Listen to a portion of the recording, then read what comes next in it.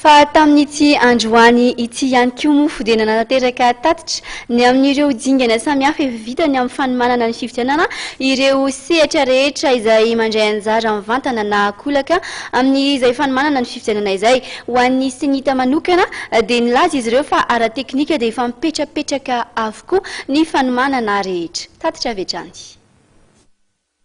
Efatrandro melohan'ny fifidianana. Vonina ara-teknika ny eo anivon'ny Cenit hiatrika ny fifidianana raha ny nambarany teo anivon'ny voamera mahaleo tena misana ny fifidianana na ny Cenit.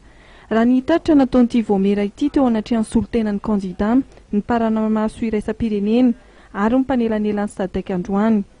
Ny katona ny 9 oktobra ny lisitry mpifidy ary mahatratra 3,740,407 tapitrisa ny mpifidy voasoratra ao anatin'ny lisy mpifidianana izay ampiasaina amin'ny fifidianana rehetra tanterahana amin'ity taona ity.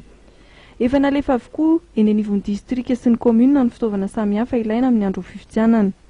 Momba ny karatry ny mpifidy manokana dia laza ny teo anivon'ny Cenit fa 9,100 ny karatra nefa voazaran'ny tompona andraikitry ny fokotany sy ny agent électoraux manerana ny fokotany 7,000 manerana ny nosy. Zany no napisirisa be teto amintsika fa ny tsara ho any fantatsika rehetra fa raha ny fifidianana taloha dia 3 andro na 5 andro alohan'ny fifidianana no zaraina izy io ary tsy zaraina akory azy fa alaina any amin'ny bureau de vote amin'ny bureau mpifidianana na any amin'ny chef-fokotany. Ny Cenit zany dia nanao défi Androany nanao hoe andao ho zaraintsika isa-tokantrano io ka ho anao électeur izay mety mbola tsy nahazo ny karatranao satria ny any amin'ny faritra rehetra aloha amin'izao fotoana izao dia efa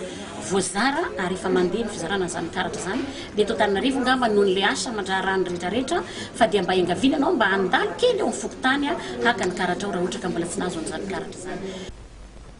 Nomarian'ny filohan'ny Cenit fa ny fisian'ny fahazoana ao anatin'ny karatry mpifidy dia tsy mahasakana ny fahazoan'ny mpifidy voasoratra ao anatin'ny lisy mpifidianana ary manana kara-panondro mandray anjara amin'ny fifidianana. Misy ny diso ao anatin'ny karatry ny mpifidy ireny moa zany mety arakaraka ilay agent recenseur mety tsy dia nahenotra tsara izy dia rehefa ny saisie nanao an'ilay saisie zany ilay opérateur du saisie dia misy izay fatozin'izay fa rehefa tafiditra ao anaty liste électorale izy dia afaka mifidy rehefa mitondra sy manana ny kara-panondro. Bureau mpifidianana ray sy 2 alina no isokatra amin'ny andron'ny zoma 5 oktobra hanatanterahana ny fihodinana voalohany amin'ny fifidianana filoham-pirenena ary mpanara-maso ny fifidianana 5,000 avy eto an-toerana miampy mpanara-maso manodidina 700 isa avy amin'ny sehatra iraisam-pirenena no hanara-maso ny fifidianana ary hiparitaka manirana ny distrika 7,100 mandritra io fotoana io.